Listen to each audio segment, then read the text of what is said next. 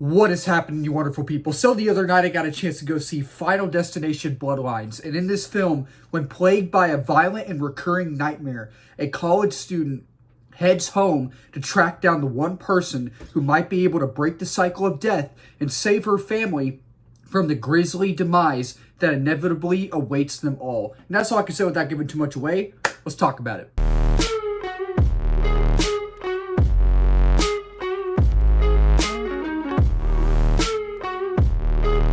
So with the Final Destination franchise, I am honestly a newbie to this franchise. I never grew up watching. I'm only 19, so I'm still young, but I never grew up watching this franchise, and I was born in 2005, so I kind of grew up in that era where Final Destination was still becoming a big thing and people were becoming fans of that franchise, because the first one released in 2001, 2002, somewhere in that era. So going into this film, the only one that I have seen that I've watched before this one was the first one. And I actually watched the first one for the first time last week, and I didn't love it that much. But after seeing this film, the marketing did not do anything for me. The trailers didn't do anything for me.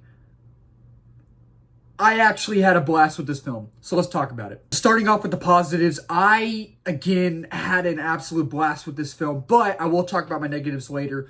The film, at first, when it started, I was not sure. I was not sure how I was feeling about it. I was like, I don't know about this one. I needed to ramp up, and it started going and going and going and going, and it got better and better and better and better. I was like, oh, okay, WB, Warner Bros., I think they might actually be cooking here. I think they might actually have a hit on their hands. And I will say this, I do think that it deserves the 93, 92. It's in the 90s on Rotten Tomatoes. It has a great score right now. And it deserves it. It deserves it. And it's not one of those films that will stay in my top 10 films at the end of the year. Like, it's in my top 10 right now. It is in my top 10 films of the year right now. But at the end of the year, it won't stay in my top 10 films of the year. And it's not one of those films that I fully loved, but I still had a really good time with it. Like, it's not one that I'm gonna be talking about with everyone, but at the same time, I'm still going to be talking about it because it's a fun film. It's a film you need to see with the crowd, and it's a very big crowd pleaser film. And one of the things that surprised me about this film is that the humor is actually a funny film. It's actually funny, and for the most part in the film, when it's funny, it's funny, and the humor lands, and you and everybody else around you are laughing hysterically, and that's the thing that you have to see it with the crowd. You have to, because of what is going on in this film and just the elements in this film, the thematic elements and everything that's going on in this film.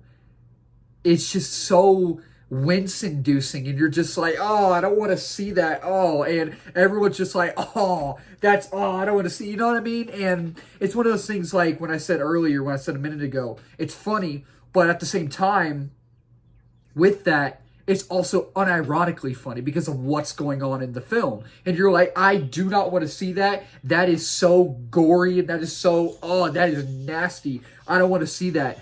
And it's just, I feel like in the film, the narrative or the overall flow of the narrative, it had the story, the plot, whatever you want to call it, same thing.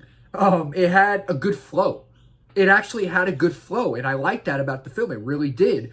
And the kills are inventive. They are very creative, and they're very unique. There's a sense of nuance in this film. And some of the kills in this film, oh my gosh, no spoilers, not going into spoilers. I'm going to try to be careful. I'm going to try to be careful with what I say and how I phrase things, But I will never look at a penny the same. I will never look at a lawnmower the same. I will never look at an MRI machine the same, and I will never look at a vending machine the same, because this movie is just absolutely insane. It's funny, when I was driving home that night, a can of Coke or a can of something rolled out into the street in front of my car, and I almost ran over it. And I was like, I don't know if that has something to do with me after watching the film. I don't know, but I thought that was kind of funny. But one thing, too, is that you need to see this film in IMAX.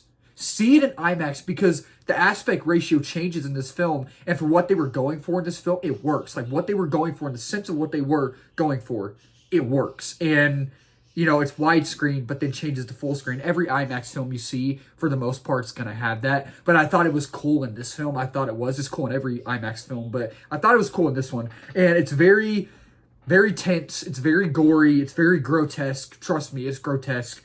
And it'll make you wince. I touched on that earlier. I mentioned that earlier. It'll make you wince. And I was doing that the whole time. I was going like, I don't want to see that, you know? And overall, it's just, it's a blast and it's super entertaining. And one thing that I was surprised about in this film is that, and you wouldn't expect this with horror films for the most part, you know, like majority of horror, scary films you see, you would not expect this, but I was kind of shocked.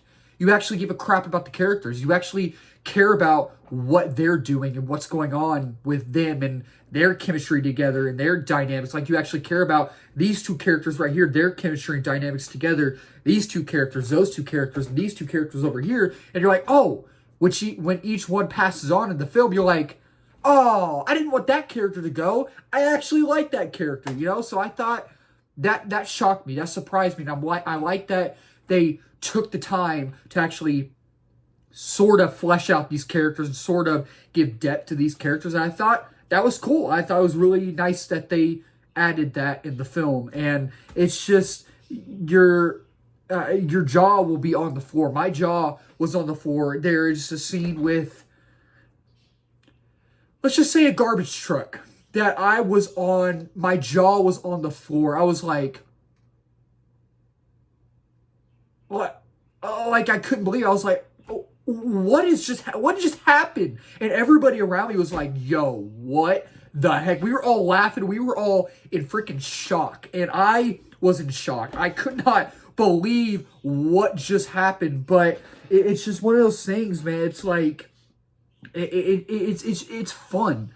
It's a really fun film. And if it's directed well. I thought the acting was fine. But if you are a Final Destination fan, you will absolutely, I think, really enjoy it. And majority of people are enjoying it, like myself. Yeah, it's good. Now I just want to touch on my negatives. I have a few. I don't have very many, but I do want to touch on them real quick. I did mention earlier that the movie, when it starts, I was not sure how I felt. I was like, I don't know about this one. And going along with that, the pacing could have been tighter. And that's the thing with pacing is that it's very hard to crack down in the film. There's a lot of making a movie is very hard. It's not an easy thing. It's not an easy thing to do. I've never made a movie, never have, but I do know, even if y'all watching haven't made a film, you know how hard it is. And it's one of those things where I really feel like the pacing could have been tighter in this film. And it's not horrible. The pacing wasn't horrible, but it still could have been tighter. And it does drag at times. I noticed that. And it is slow at times. It is slow at moments. I noticed that. And you have your typical cheesy dialogue that you have seen in these horror films for the longest time.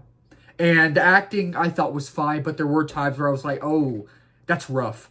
That's rough. I see on paper how that could have been said better, and I see on paper how that could have been executed better with your acting skills, if that makes sense. So I feel like some of the acting was meh, you know what I mean? But, and some of the characters obviously were better than others. While I did like the characters in this film, I thought the characters were enjoyable for the most part. Some of them were better than others, and some of them were 2D, 1D, you know, they weren't fleshed out enough like the others, if that makes sense. And while the story is intriguing, you've seen it before. It's very cookie cutter, rinse and repeat, paint by numbers, run of the mill. You've seen this story before, but at the same time, for what they were going for in this film, the sense of what they were going for, it actually works and it's actually intriguing and you're not bored and you're entertained. And overall, I enjoyed it. But yeah, overall, Final Destination Bloodlines, as someone who is a newbie to this franchise, as someone who's only